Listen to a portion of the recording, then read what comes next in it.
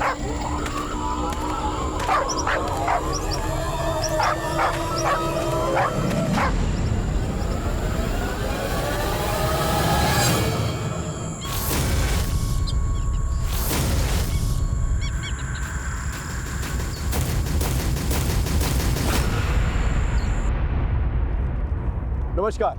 Crime petrol Dastak में आपका स्वागत है। एक कहावत है, एक शब्द करे 100 घाव। जुबान से निकला हुआ शब्द बड़े बड़े घावों से ज्यादा घातक होता है।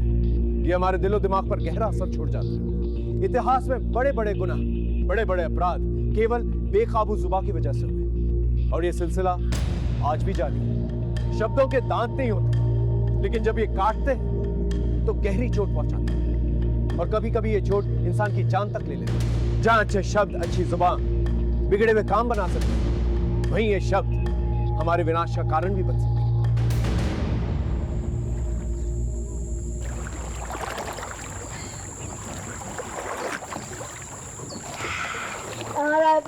आज तो मजा आ गया। वेरी गुड, जल्दी आ जा।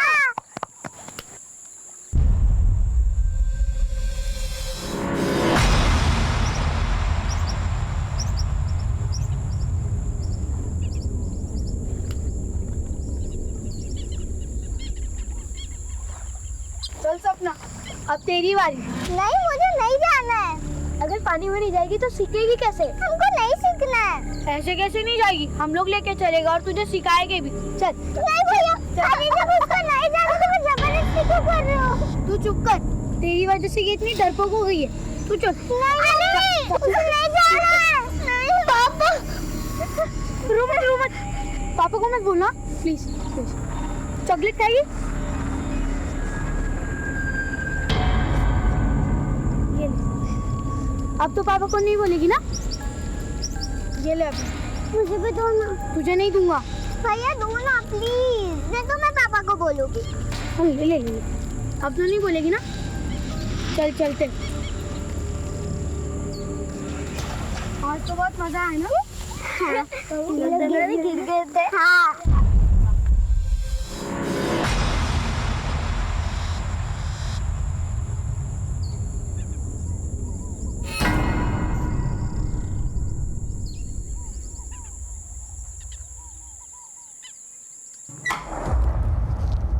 क्या खा रही है? दिखा ना, क्या खा रही है? दीदी चॉकलेट खा रही। आप भी खाओगे?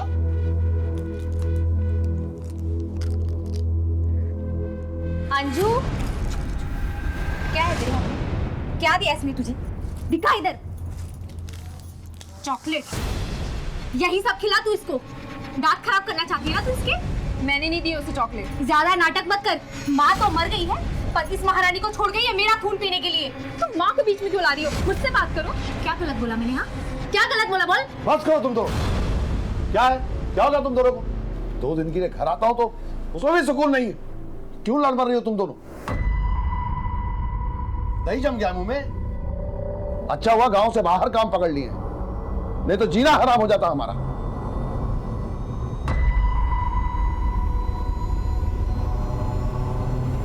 विक्रम, सपना, टिफिन रखो। मम्मी, इसे टिफिन देने का क्या फायदा? सब तो अंजू को खिला देती है। हाँ, जैसे भैया अभय को खिला देते हैं। चलो, स्कूल के लिए लेट हो रहा है। अच्छा ठीक है, अब से नहीं बोलूंगा पापा को। मुझे नहीं पता, तुमने अंजू के बारे में बोल दिया। मैं पापा को बोलूं क्या कि तुम नहाने जाते हो तालाब में? किसी ने सुन लिया तो घर में कंप्लेंट कर देंगे। क्या बोला तुम लोगों ने? तालाब पे गए थे? नहीं अंकल, ले गए थे हम लोग तालाब पे। झूठ मत बोलो, प्रिंसिपल मैडम को जाकर बोल दूंगा। प्लीज अंकल, प्रिंसिपल को मत बोलना ना।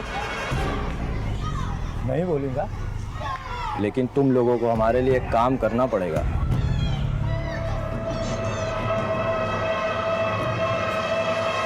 मैंने कहा था ना तुम लोग तालाब पर जाना बंद कर दो, मगर तुम लोग माने ही नहीं। अगर मैडम ने घर पे बोल दिया तो पापा हमको बहुत मारेंगे। और आज मैडम ने होमवर्क भी बहुत ज्यादा दिया है। वही ना यार, कितना होमवर्क देते हैं। हम लोग को भी बहुत दिया है ना विक्रम? विक्रम भैया, विक्रम कहाँ है तू? विक्रम कहाँ है? कहाँ है विक्रम? विक्रम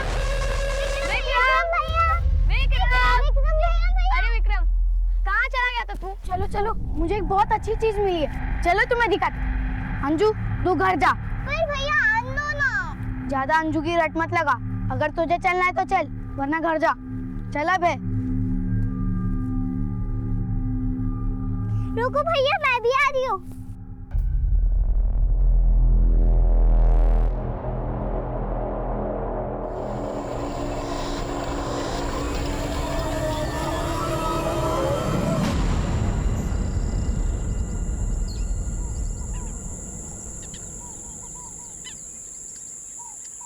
अभय आया? नहीं, रोज तो 12 बजे तक आ जाता था। हाँ, 2 बजने को आया। गाँव में सब जगह ढूंढ ली, पर कहीं नहीं है। तालाब पर देखा?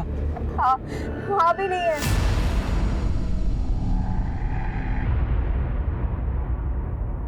अंजू बेटा, अंजू बेटा, अभय कहाँ है? अंजू बेटा, अभय तुम्हारे साथ स्कूल से आया था क्या? बोलो ना। क्या चाहिए आप लोगों को? क्या हुआ? जी वो अभय घर पर नहीं आया अब तक। हाँ तो आप लोग उससे क्यों पूछ रहे हो? अरे उसकी तो खुद की तबीयत खराब है। अगर पूछना है तो जाकर विक्रम से पूछो कि अभय कहाँ है।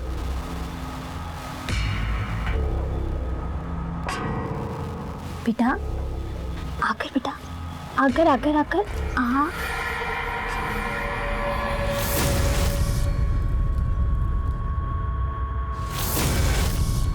अभय आया क्या? क्या? अभय भी घर नहीं लौटा, विक्रम और सपना भी घर नहीं लौटे। आखिर तीनों चले कहाँ गए?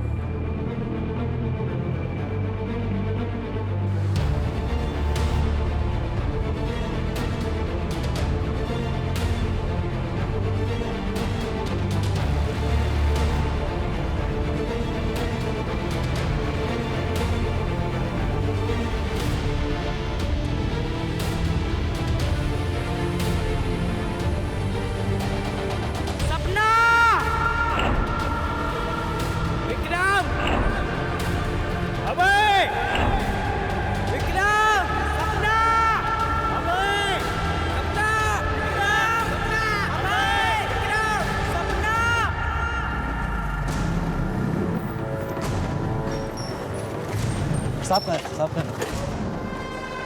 साहब नमस्ते। साहब हमारे बच्चे गायब हुए हैं, ये रही फोटो, उन्हें ढूंढ निकाली साहब किसी भी तरह से। साहब 12 बजे स्कूल की छुट्टी हो जाती है, 2 बजे तक घर नहीं आए तो हमने तलाश शुरू की, हर जगह पता किया सर, स्कूल में भी फ़ोन किया, लेकिन सबने ये बताया कि 12 बजे छुट्टी के बाद बच्चे घर के लिए निकल चुके। घर में बच्चों को किसी ने डांटा था जिसकी वजह से वो घर से निकल गए, नाराज होकर अपने रिश्तेदार के घर वगैरह? नहीं सर, अभय के साथ तो ऐसी कोई बात नहीं, और ना ही हमारा कोई ऐसा रिश्तेदार है जिसके घर पर हो जाए। साहब सुबह हमने बच्चे को थोड़ा सा डांट दिया था, लेकिन साहब उसमें कोई ऐसी बात नहीं थी कि वो नाराज हो जाए। उनके दोस्तों से पूछताछ? हाँ सर, गांव की ही कैलाश की बेटी है अंजू, वो भी उसी स्कूल में पढ़ती है, वो घर पर आ गई सर, लेकिन अब तक हमारे बच्चे नहीं है।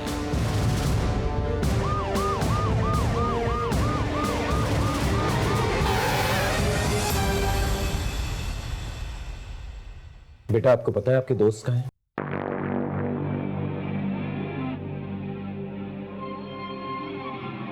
बेटा क्या आपको पता है कि आपके दोस्तों को क्या हुआ? कहाँ है वो? अंजू बेटा क्या हुआ? कुछ बोलना।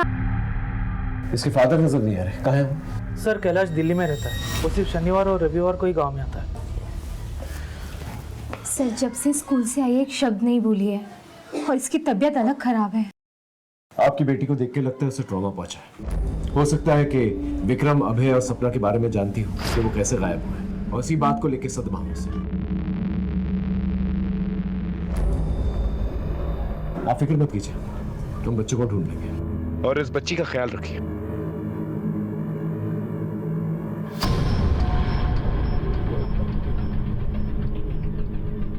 मनीष, तीन बच्चों का गायब होना कोइंसिडेंस तो हो नहीं सकता। एक काम करो मनीष, इस एरिया के जितने भी हिस्ट्री शीटर्स हैं ना, उन्हें उठा कर लेके आओ, और इस गांव से स्कूल तक जितने भी रास्ते जाते हैं उन सबको सर्च करो, शायद कुछ मिल जाए। सब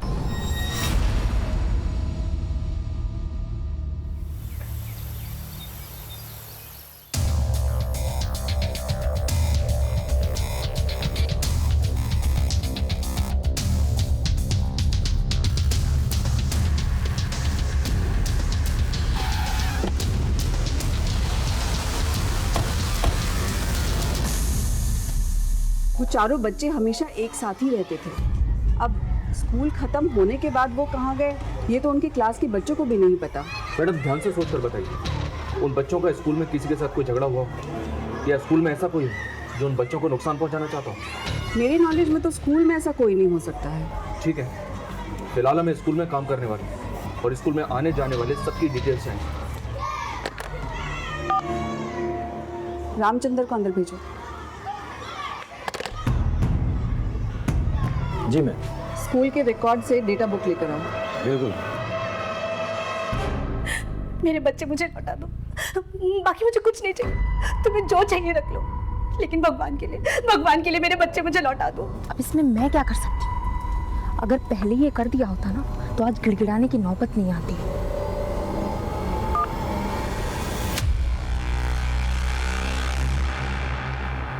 सर। हाँ मनीष। सर, मैं स्कूल के एम्प्लॉयज़ का बैकग्राउंड चेक कर रहा था तो पता चला कि स्कूल का प्यून रामचंद्र उन्नाव के राजस्पुर थाने का हिस्ट्री शीटर है, रिपीटेड सेक्सुअल ऑफेंडर है, 2-3 बार जेल भी जा चुका है। और सर हमें स्कूल में देखने के बाद से ही गायब है, बिना किसी को कुछ बताए। अभी मोबाइल भी स्विच ऑफ है उसका। राजेशपुर थाने को कांटेक्ट कर और इस रामचंद्र को ट्रैक कर। सर। अंजू की तबीयत कैसी है? बात करने लायक हुई? उसकी माँ से बात हुई अभी सर, उसने बताया अंजू की तबीयत ठीक नहीं है। तो वक्त हमारे पास कम है, ऊपर से बच्चों का कोई सुराग भी नहीं मिला। Excuse me sir. हेलो, हाँ बोलो।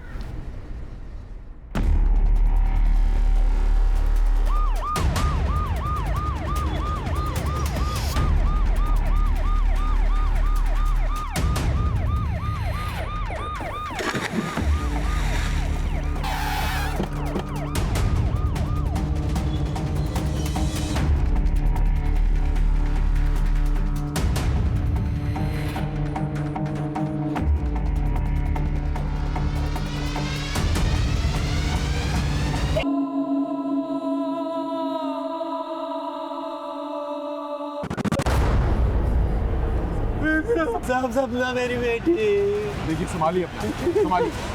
देखा भाई, विक्रम को भी ले गई बुढ़िया। क्या बोला? कौन बढ़िया? सर वो वही बुढ़िया जिसने विक्रम को मारा। साहब आप यकीन नहीं करोगे, ये 15 साल पहले की बात है। एक बुढ़िया का पोता इस तालाब में डूब के मर गया था और उसको बचाने में वो बुढ़िया भी।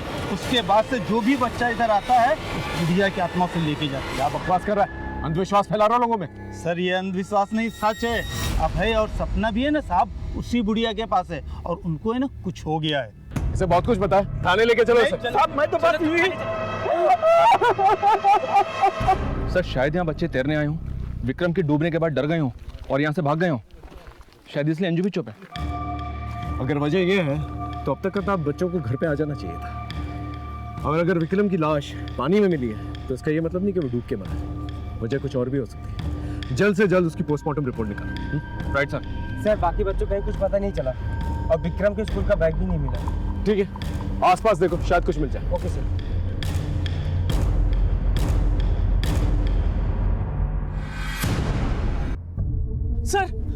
सर मेरा अभय, सर मेरा अभय कहाँ है सर? हाँ देखिए, गोताखोर अपना काम कर रहे हैं, जैसे कुछ पता चलता है हम आपको बताएंगे। सर गोताखोर?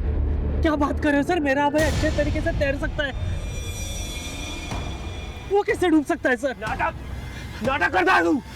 तेरे बेटे के चक्कर में मेरा बेटा बना। बताओ आराम से, पीछे। हमें क्या पता सपना कहाँ है?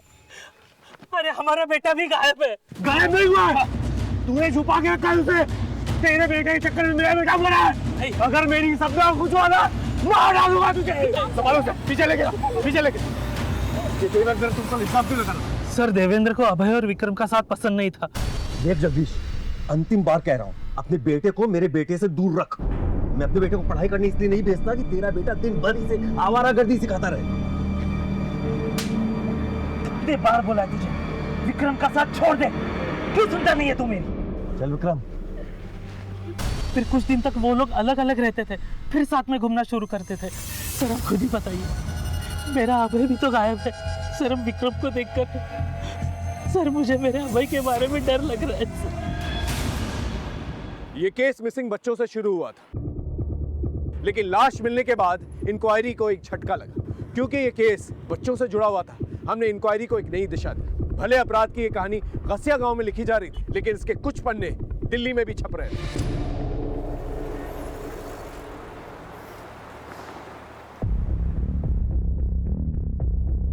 क्या बात है बेटा, आज काम पे नहीं जाना क्या? बस बाबा जा ही रहा हूँ। चलिए बाबा।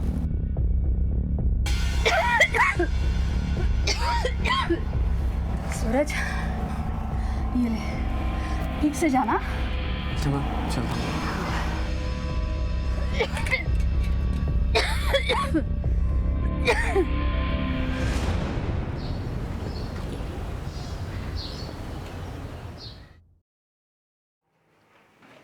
अभी तक बर्तन नहीं हुए, जल्दी करो, ये भी साफ करना है। हाँ, और ये देखो इसमें कितनी गंद लगी हुई है। ठीक है, तो फटाफट काम खत्म कर लो, और भी काम। ठीक से साफ कर। अंधा है क्या?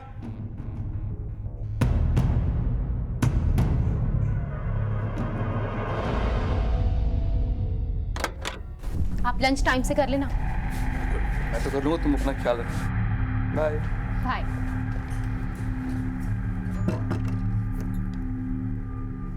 सूरज, ये सब काम छोड़, चल अंदर आ।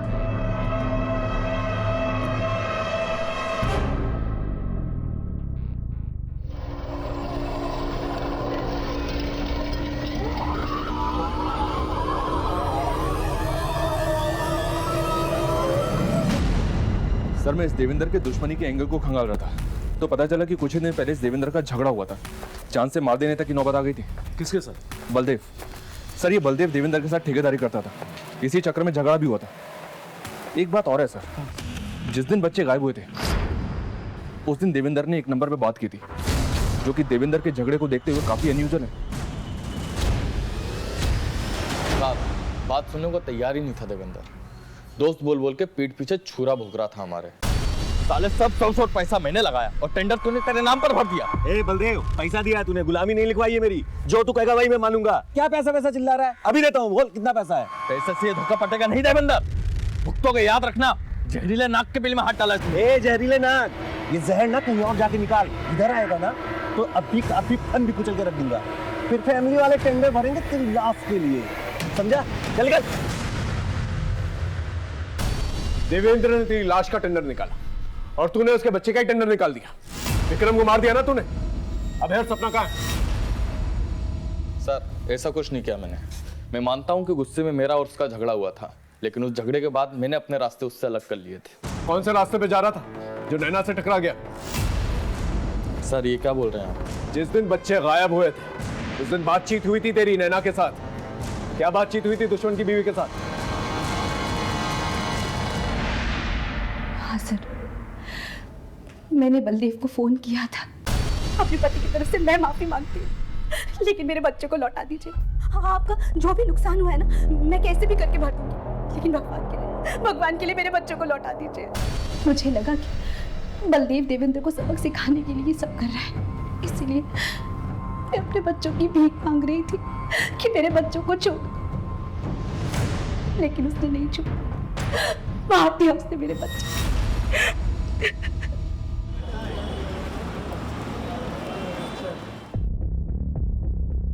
माँ, मैं जा रहा हूँ। सूरज, रुक जा बेटा। ये ले, कल भी तूने खाना नहीं खाया था, आज खा लेना। हाँ? आप चिंता मत करो माँ, ठीक है? अपना ध्यान रखो, और हाँ, दवाई टाइम टू टाइम लेते रहो।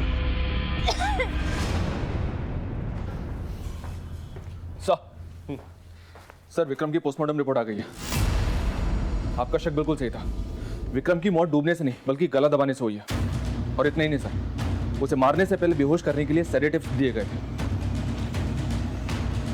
पहले किडनैप, फिर विक्रम की लाश का तालाब में मिली, और अब ये मर्डर। ये केस रोज नया रंग बदलता। अगर हम ये मान भी लें कि ये सब कुछ माँ बाप की दुश्मनी की वजह से हुआ है, तो सोचने वाली बात यह है कि ये तीनों बच्चों को एक साथ क्यों किडनैप किया गया? हो सकता है कि देवेंद्र और जगदीश का कोई कॉमन एनिमी जो उन्हें चोट पहुंचाना चाहता। मनीष, हमें केस की रफ्तार को तेज करना है। हर एक गुजरते सेकंड के साथ अभय और सपना की जान को खतरा है। अंजू ने कुछ कहा? नहीं सर, आज सुबह ही उससे मिलने के लिए गया था, वो कुछ भी नहीं बोली। उसकी हालत वैसी की वैसी है।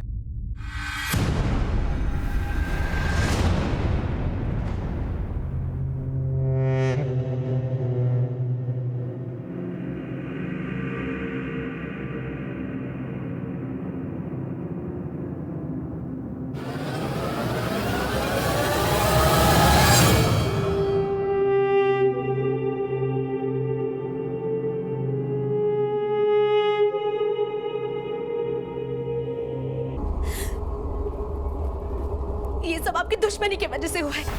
मेरा विक्रम आपकी वजह से मरा है।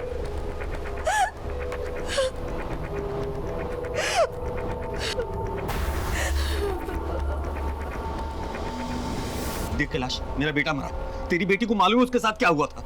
मुझे उससे एक बार बात करनी थी। तबीयत ठीक नहीं है उसका, बाद में अरे कैलाश भैया बात को समझिए, तो सपना की जान को खतरा है, एक बार मिलने दीजिए ना। हम बोले ना तुमसे तबीयत ठीक नहीं है उसका। अरे जाने देना कैलाश। कैलाश समझ नहीं रहा, हमसे कुछ हो जाएगा। धमकी दे रहा है तुमको, धमकी दे रहा है। चल यहाँ से, हम भी देखते हैं कैसे मिलता तू अन्नू से। अब पता चलेगा तुमको औलाद का दुख क्या होता है। फुगात कैलाश, सपना को कुछ हुआ ना, मार डालूंगा तुझे। चलो अंदर। अरे चलो ना। सरू कैलाश हमको अंजू से मिलने नहीं दे रहा है और आप भी अंजू के बोलने का वेट कर रहे हैं। तब तक सपना को कुछ हो गया सर, तब क्या होगा? वो तो चाहता ही कि हम तड़पे। वो क्यों ऐसा चाहेगा? सर बदला ले रहा है अपनी बेटी का। उसकी बेटी खुशी की शादी हमने शाम से करवाई थी, लेकिन शाम नालायक निकला।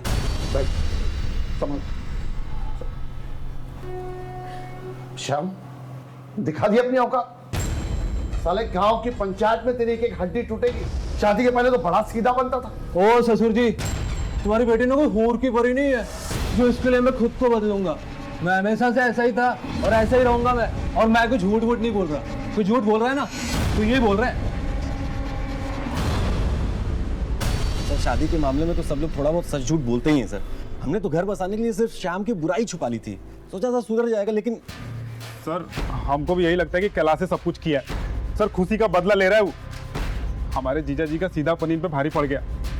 हमारी बहन का घर उजाड़ दिया सर, वरना आप ही सोचिए काहे नहीं बात करने दे रहा है वो अंजू से। सर ये बात पक्का है, अंजू ने कैलाश को ये सब करते हुए देखा है, इसीलिए डरी सहमी है और इसी कारण से उससे मिलने नहीं दे रहा आपको कैलाश। झूठ बोल रहा है साला। उस कुत्ते ने जानबूझ के हमारी बेटी को खड्डे में ढकेला उस नशेड़ी श्याम के साथ। उसने पूरी बात नहीं बताई आपको। देख श्याम, ये शादी का मामला है, कोई मजाक नहीं है कि जब जी में आए छोड़ दिया। तुम मुफ्त में नहीं करवाई थी शादी, पैसा और काम दोनों दिया था इसे, तब जाके करवाइए शादी।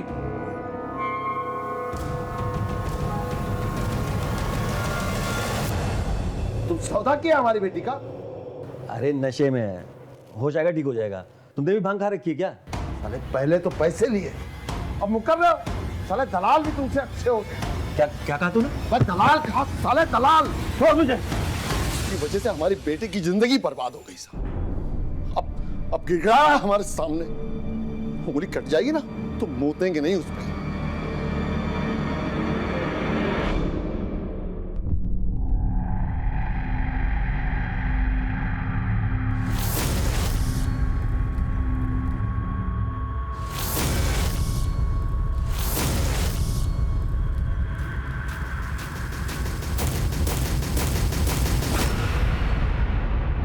देवेंद्र की बेटी सपना गायब है, कैलाश की बेटी अंजू कुछ बोल नहीं रही और ये दोनों के दोनों एक दूसरे को ब्लेम कर रहे हैं। मुझे तो दोनों के दोनों फ्रॉड लगते हैं। इन दोनों के बैकग्राउंड चेक करो। लेकिन सर गायब तो अभय भी है।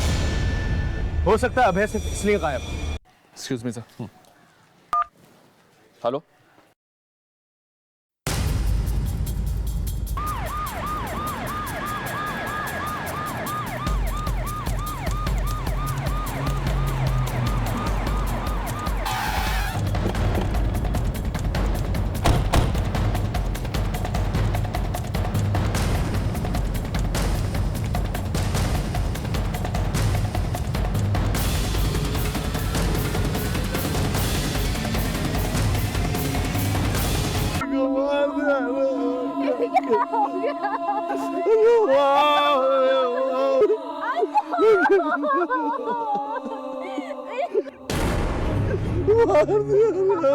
बच्ची को मार।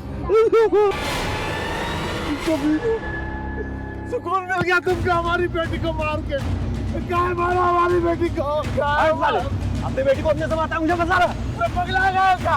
वो क्या मारेगा अपनी बिटिया को? ये खुद अंजू को मारा है ताकि इसकी पोल ना खुल जाए, वरना मार के टांग दूंगा।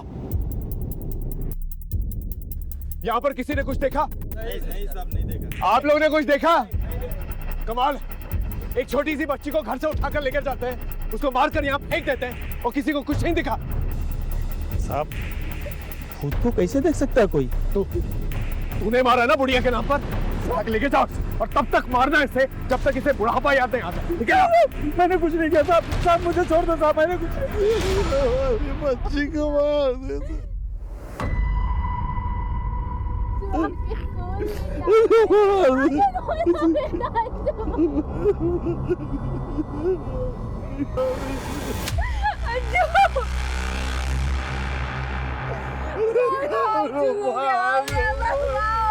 ये कौन? ये खुशी है सर, इस कैलाश की बड़ी बेटी। देवेंद्र ने इसकी शादी श्याम से करवाई थी। लेकिन इधर कहाँ से आया? घर तो उसका इधर है ना। इस खुशी के बारे में पता करो ये कहाँ से आ रही थी और ये दोनों परिवारों की कुंडली निकालो। केस है कुछ और बनाया कुछ और जा रहा है, और ये गांव वाले कोई ना कोई खिचड़ी जरूर बना रहे हैं उस बुढ़िया के नाम पर। कष्ट बढ़ाओ गांव के अंदर।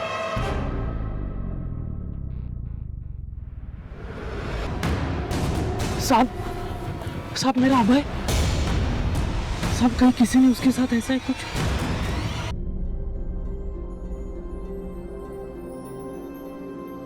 यहाँ क्या कर रही हो तुम?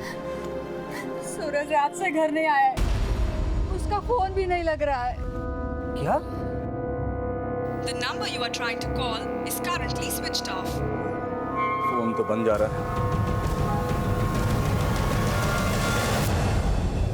साहब सूरज घरों में काम करता था। कल किसके घर काम करने गया था? ये तो नहीं बताया उसने। उसका मोबाइल नंबर सर? जी साहब। शुक्ला, उसका मोबाइल नंबर लो और सारी डिटेल्स निकलवाओ। चल।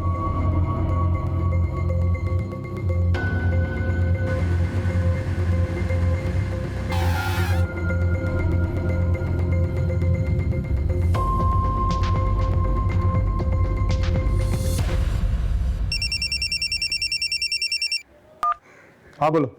एक इन्फॉर्मेशन मिली है सर, कुछ दिन पहले देवेंद्र ने अपने साले गोपाल को किसी बात पे बुरी तरह से पीटा था। बुलाओ उसे, पूछते क्या मामला। Okay sir. हाँ सर, एक बार जीजा जी मारे थे हमको। इतना जरूरी था बैंक में पैसा जमा करना? पार्टी के सामने नाम खराब करके रख दिया मेरा। माफ कर दीजिए जीजा जी, आइंदा ऐसा नहीं होगा। अरे कभी तो दिमाग से काम किया कर यार।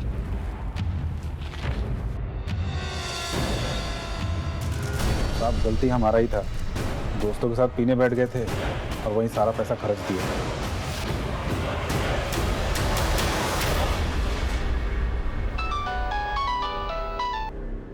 बोलो शुक्ला। सर इस लड़के सूरज ने कहीं भी 2 या 3 दिन से ज्यादा काम नहीं किया है। ये कैसी नौकरी है? खैर, उस लड़के के और डिटेल्स निकलवाओ और अपने खबरियों को अलर्ट करो।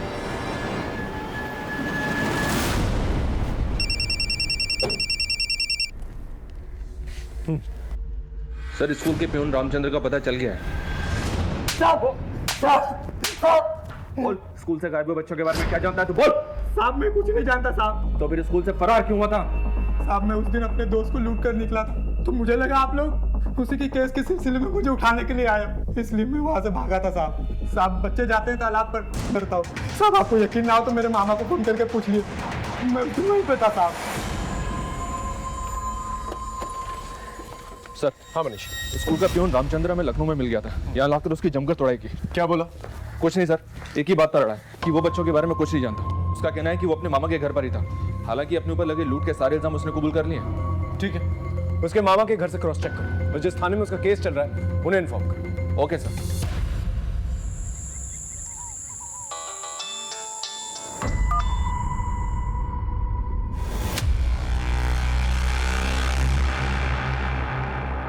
सर अभी तक की इन्वेस्टिगेशन में ये देवेंद्र तो क्लीन लग रहा है, पर ये कैलाश और खुशी ये दोनों शक के घेरे में।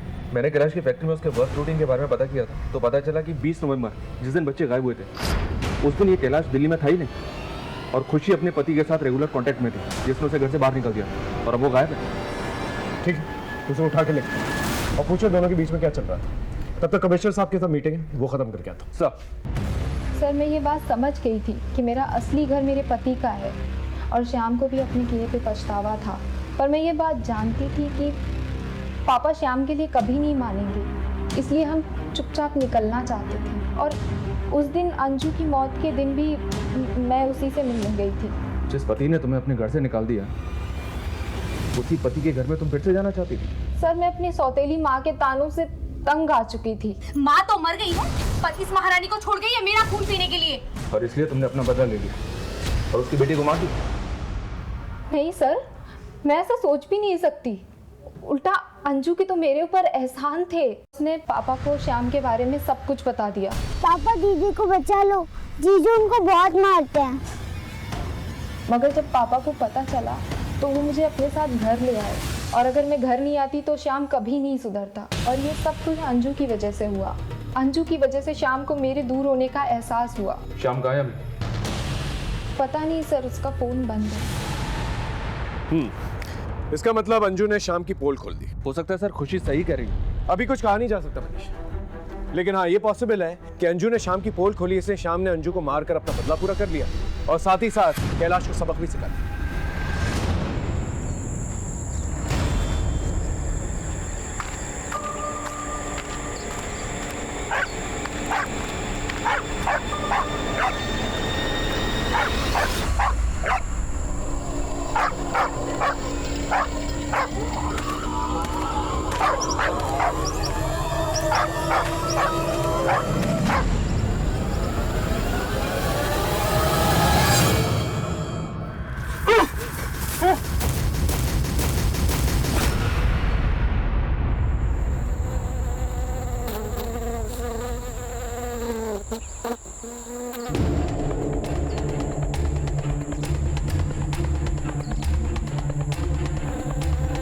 नितिन, इस कैलाश की कोई डिटेल्स निकलवाओ तुरंत।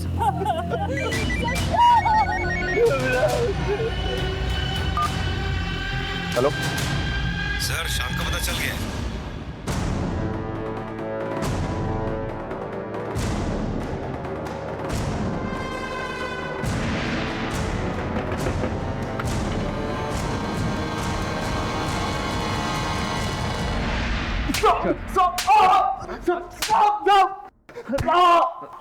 बोल, क्या कहानी है तेरी? कैसी कहानी की बात कर रहे हो? मैं कोई गुमराह भी नहीं कर रहा आप लोगों को। मैं तो काम से बाहर गया था और मेरा मोबाइल पानी में गिर गया था। मंजू ने और सर, अगर मैंने मारा होता तो क्या मैं आपको घर पे ऐसे मिलता? अभी आपको यकीन नहीं हो तो आप मेरे कंपनी में फोन करके पूछ सकते। मैं उनके काम से ही बाहर गया था। इसको अंदर ही रखो और अच्छी तरह से तोड़। सर, ये सूरज की कॉल डिटेल्स हैं। ये इन दिनों किसी मिट्टू नाम के आदमी के संपर्क में था, जो दिल्ली में एक बड़ा शख्स सर्किट चलाता है और इस वक्त फरार है। अपनी टीम को अलर्ट करो, मुझे किसी भी कीमत पे मिट्टू चाहिए। सर, कैलाश की कॉल डिटेल्स आ गई हैं। 20 नवंबर को वो दिल्ली में नहीं, अपने गांव में ही था। उठा लिया उसको।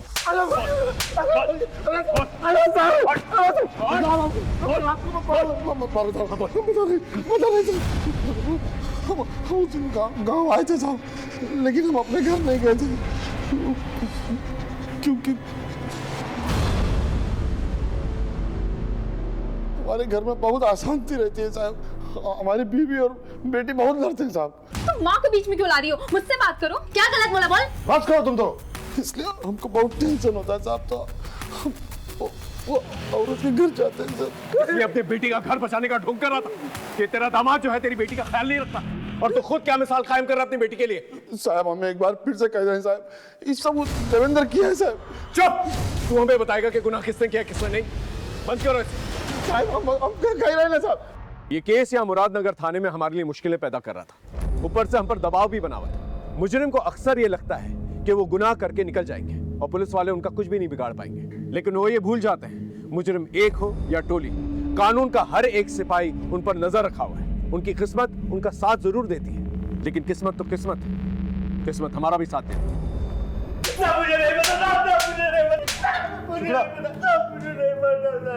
सूरज से तुझे किसने मिलवाया था और इस रैकेट में तेरे साथ कौन कौन है? बता। अब मुझे कुछ नहीं पता। मैं ही बेचता था। इस टैक्स रैकेट के चक्कर में उस लड़के को आखिरी बार मैंने ही एक कस्टमर के पास भेजा था। उसके बाद से वो लापता है साहब। बोल बोल। मैंने ही बुलाया था उसने सूरज को। सूरज, ये सब काम छोड़, चल अंदर आ।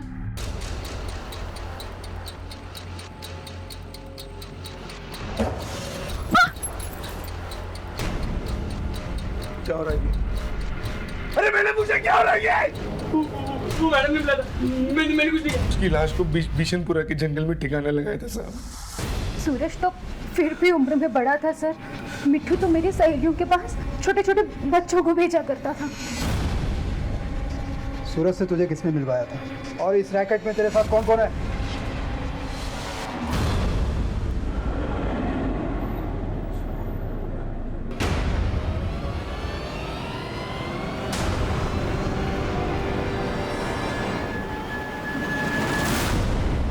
अब मामला साफ हो रहा है मनीष। दिल्ली में इन बच्चों को सेक्स रैकेट के लिए सप्लाई किया जा रहा है और जाहिर सी बात है, जान पहचान वाले बच्चे इजी टारगेट्स होते हैं ऐसे लोगों के लिए। मुजरिम ने पहले इन पर नजर रखी होगी।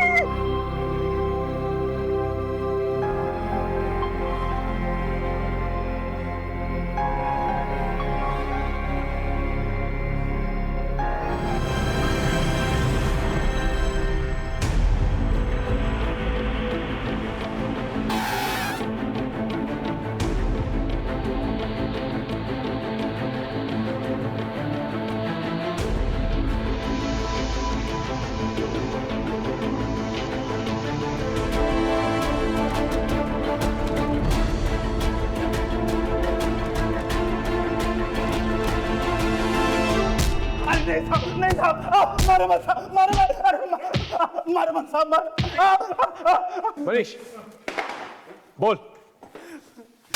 बता रहे साहब। साहब हम अपनी पत्नी छाया से बहुत प्यार करते थे, लेकिन काम धंधा ना होने की वजह से वो हमको छोड़ के जा रही थी।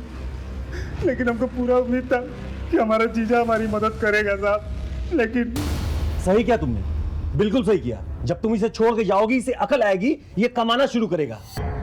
क्या घूर रहा है? घूरने से कुछ नहीं होगा।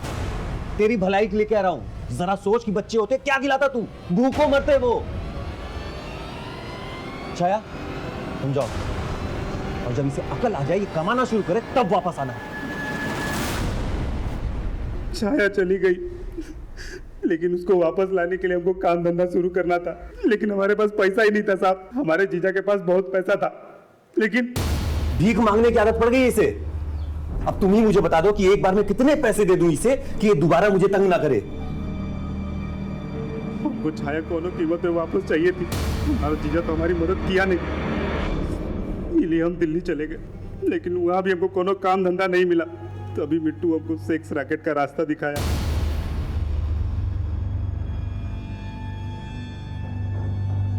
पैसा तो हमने बहुत कमाया साहब, लेकिन उसके साथ ही साथ एड्स जैसा बीमारी भी कमा लिए, और उसके बाद छाया के आने की कोई उम्मीद ही नहीं बची। और उस मोड़ पर जीजा हमारी मदद कर सकता था, जब हम अपनी जिंदगी में गलत कदम उठाए। लेकिन मदद करना तो दूर, उल्टा कदम कदम पे वो हमारी बेइज्जती करता था। तो अभी हमने फैसला लिया कि जिस तरह छाया हमारी ज़िंदगी से दूर चली गई, उसी तरह हम उसकी ज़िंदगी से भी उसकी कीमती चीज़ दूर कर देंगे। तभी हम एक प्लान बनाए और उसके बच्चों पे नज़र रखना शुरू कर दिए। उस दिन तो अंजू जंगल से बच के भाग गई। इन सारी कही हुई बातों के लिए जिम्मेदार तो अपने जीजा जी को ठहरा रहा है। उन सारी बातों का जिम्मेदार तो खुद है। भले उसने जो कुछ भी कहा तुझे पसंद नहीं आया, लेकिन उसने जो कुछ भी कहा बिल्कुल सही था। तेरी वजह से सिर्फ एक नहीं बल्कि 4-4 घरों में अंधेरा हुआ है। सारी जिंदगी अंधेरे में गुजारी।